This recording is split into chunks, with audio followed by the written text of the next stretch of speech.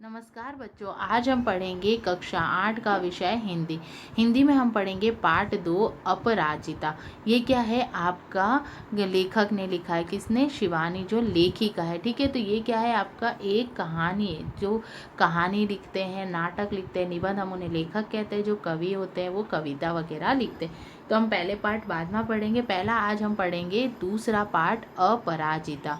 ठीक है। शिवानी का मूल नाम गौरा पंत है। अब इनके क्या है? लेखिका। तो हम सबसे पहले लेखिका का परिचय पढ़ेंगे। लेखिका कौन है? शिवानी। उनका जन्म कब हुआ है? जन्म सन 1933 में। शिवानी का मूल नाम गौरा पंत है। इनका जन्म राजकोट गुजरात में हुआ था। इनका जन्म कहाँ हुआ था? राजकोट में, जो कहाँ आया? गुजरात में।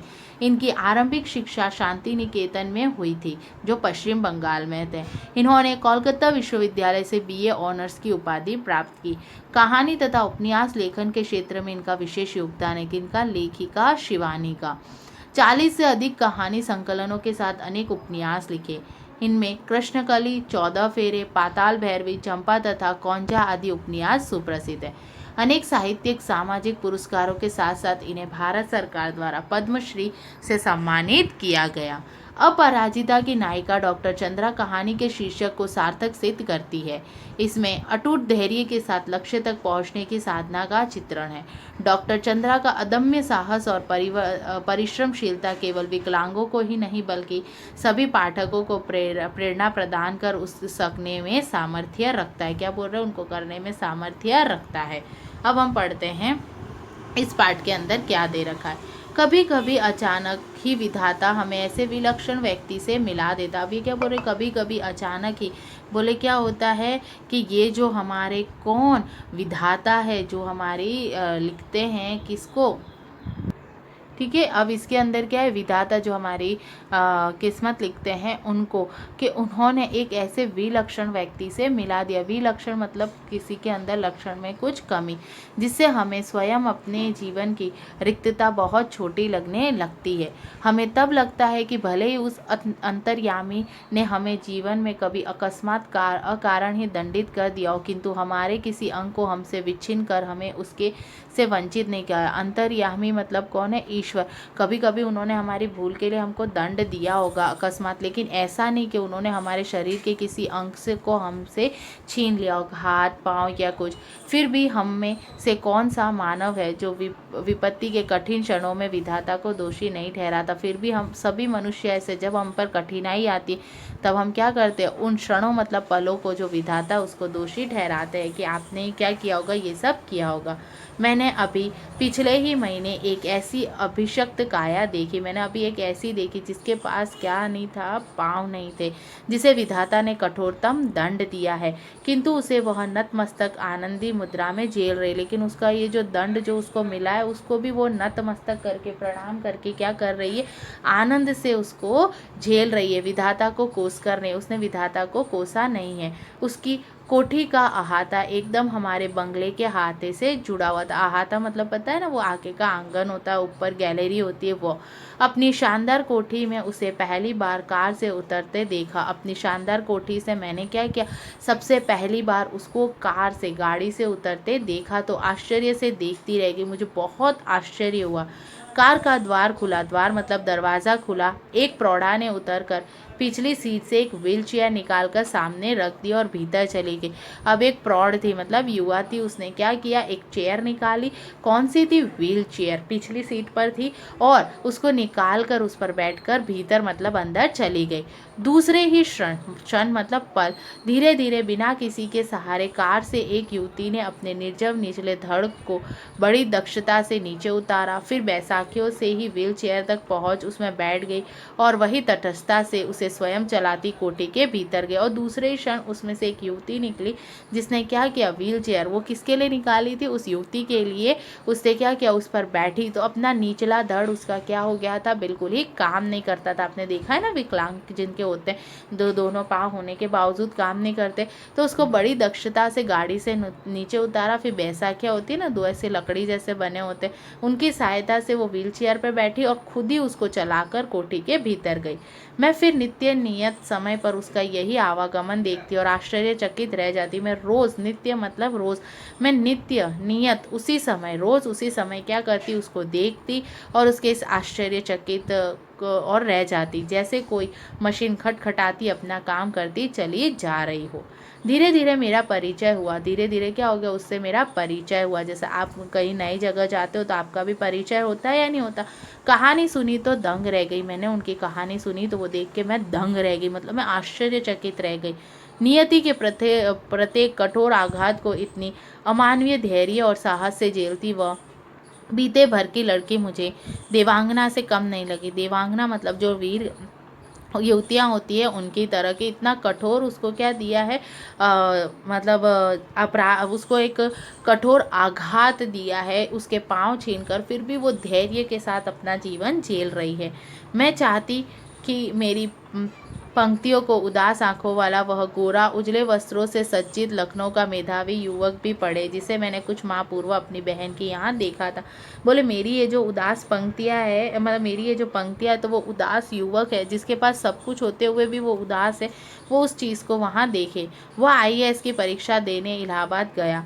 लौटते समय किसी स्टेशन पर चाय उतरा की गाड़ी चल पड़ी। चलती ट्रेन से हाथ में कूलर सहित चढ़ने के प्रयास में गिरा और पहिए के नीचे उसका हाथ पड़ गया, तो उसका हाथ कट गया, तो वो बहुत निराश हो गया, लेकिन उसके प्राण तो बच गए। तो उसको ये चीज़ पढ़नी चाहिए कि इसका निचला धड़ न होते हुए भी यह इतना अच्छा कार्य करती है। प्राण तो बच गए पर दायां हाथ चला गया, मतलब वो क्या हो गया, चला गया। उसी विच्छिन्न भुजा के साथ साथ मानसिक संतुलन भी खो बैठा।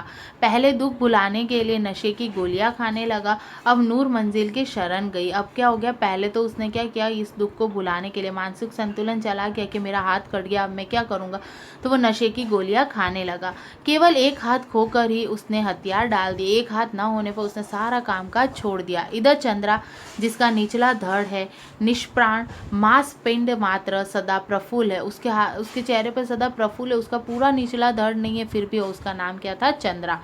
चेहरे पर विषाद की एक रेखा भी नहीं। विषाद मतलब एक भी टेंशन की कोई रेखा नहीं। बुद्धि दीप्त और मैं अदम्य उत्साह, प्रतिफल, प्रतिलक्षण उत्कृष्ट जिजीविषा और फिर कैसी कैसी महत्वाकांक्षाएं। मैडम, आप लखनऊ जाते ही क्या मुझे ड्रग रिसर्च इंस्टीट्यूट से पूछकर ये बताएगी कि क्या वहाँ आने पर मेरे विषय माइक्रोबायोलॉजी से संबंधित कुछ सामग्री मिल सकेगी। फिर उसने कहा, मैडम, क्या आप जब लखनऊ जाती हो तो जो ड्रग रिसर्च इंस्टीट्यूट है तो आप उससे पूछोगी कि मैं माइक्रोबायोलॉजी में पढ़ रही हूँ, तो वहाँ मुझे कुछ सामान चाहिए तो आप मिलोगे। चंद्रा ने कहा लेखिका से। यहाँ अभी सामान्य सी हड्डी टूटने पर या पैर में मोच आ जाने पर प्राण ऐसे कंठस्थ हो जाते हैं जैसे विपत्ति का आकाश ही सिर पर टूटा पड़ा। आपका हाथ पांव टूट जाता है तो हमको कैसा लगता है, ओ बाप, हम क्या करेंगे, कुछ नहीं कर पाएंगे। और इधर यह लड़की पूरा निचला धड़ सुन है, फिर भी बोटी बोटी फड़क रही है। फिर भी देखो वो रिसर्च करने के लिए वो इतनी, मतलब पढ़ाई के प्रति इतनी जागरूक थी, उसने अपने निचले धड़ को ना देखते हुए उसने इतने अनन्य प्रयास किए। ऊंची नौकरी की एक ही निरक्ष करवट है, उसकी प्रतिभा निरंतर डूबती जा रही है। अब क्या है, उसकी ऊंची पद पर उसको नौकरी करनी थी। आजकल वह IT मद्रास में काम कर रही थी। वो लड़की कहाँ काम कर रही थी, IT मद्रास में। जन्म के 18वें महीने में ही जिसकी गर्दन के निचले का पूरा शरीर पोलियो से निर्जीव कर दिया हो, उसे किस अद्भुत साहस से नियति को अनूठा दिखा अपनी थीसिस पर डॉक्टरी ली होगी। अब देखो, जब वो 18 महीने की थी, जन्म के 18 महीने बाद 1 वर्ष 8 महीने की, तब उसका गर्दन का नीचे का शरीर, दोनों हाथ पाँव सब निर्जीव हो गए थे। निर्जीव का मतलब उसमें कोई जान ही नहीं थी पोलियो के कारण, लेकिन उसने इतना अद्भुत साहस किया और उसने क्या किया, डॉक्टरी की उपाधि प्राप्त की। मैडम, मैं चाहती हूँ कि कोई मुझे सामान्य सा सहारा भी ना दे। फिर वो बोलती कि मैडम, मैं ये चाहती हूँ कि मुझे कोई सहारा ना दे, है ना। आप तो देखती हो मेरी माँ को मेरी कार चलानी पड़ती है। मैंने इसी से एक ऐसी कार का नक्शा बनाया जिससे मैं अपने पैरों से निर्जीव अस्तित्व को भी सजीव बना दूं। यह देखिए, मेरे अपनी प्रयोगशाला में अपना संचालन सुगम बना लिया है। मैं अपना सारा काम स्वयं निपटा लेती हूँ। वो कह रही है कि मुझे किसी के सहारे की ज़रूरत ना पड़े। जैसा आप देखते हो मेरी माँ मेरी कार चलाती है, तो मैंने एक ऐसे कार का नक्शा बनाया जिसके अंदर पैरों की ज़रूरत ना पड़े और मैं अपना काम स्वयं करूँ। आप मेरी प्रयोगशाला को देखो, इस प्रयोगशाला को मैंने इस तरह से बताया है कि मैं अपना सारा काम क्या कर दूँ, स्वयं ही क्या कर दूँ, निपटा दूँ। उसने मुझे तस्वीरें दिखाई, समस्त सामग्री उसने अपने हाथों की पहुँच ऐसी धरी कि निचला धड़ ऊपर उठाए बिना ही वह मनचाही सामग्री मेज पर उतार सकती थी। अब उसने उसकी सारी सामग्री हाथ से ले सके वैसा रखा ताकि उसको उठना ना पड़े। किंतु उसकी आज की इस पटुता के पीछे एक सुदीर्घ कठिन अभ्यास की यातनाप्रद भूमिका है। लेकिन आज जो जिस पद पर है वहां तक पहुंचने के लिए उसके बहुत दुख भरी कहानी और कठिनाइयों का सामना किया। स्वयं डॉक्टर चंद्रा के प्रोफेसर के शब्दों में, हमने आज तक 2 व्यक्तियों द्वारा सम्मिलित रूप से नोबेल पुरस्कार पाने के विषय में सुना था, किंतु आज हम शायद पहली बार इस पीएचडी के विषय में भी कह सकते हैं। बोले हमने देखा है कि 2 व्यक्ति नोबेल पुरस्कार से सम्मानित है प्रोफेसर, लेकिन मैं कह सकती हूँ कि डॉक्टर चंद्रा ने जिस हिसाब से पीएचडी पूरी की, डॉक्टरी की उपाधि पूरी की, वह उसको भी नोबेल पुरस्कार दिया जाना चाहिए। ठीक है, देखा जाए तो यह डॉक्टरी भी संयुक्त रूप से मिलकर होनी चाहिए। डॉक्टर चंद्रा और उसकी अद्भुत साहसी जननी श्रीमती टी सुब्रमण्यम को अब यहाँ पर क्या कहा है कि उनकी एक अद्भुत साहसी जननी थी, उनकी माता, जननी मतलब माता, जिनका नाम क्या था, टी सुब्रमण्यम। 25 वर्ष तक उन्होंने अपनी सौजनी महिला ने पुत्री के साथ साथ कैसे कठिन साधना की। उस साधना का सुखद अंत 1976 में हुआ जब चंद्रा को डॉक्टरी मिली बायोलॉजी में।